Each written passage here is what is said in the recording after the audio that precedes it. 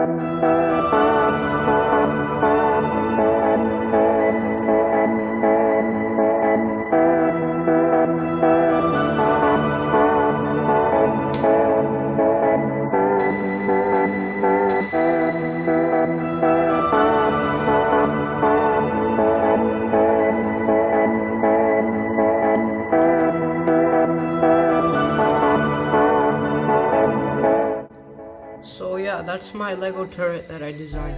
My two favorite parts are this glass panel.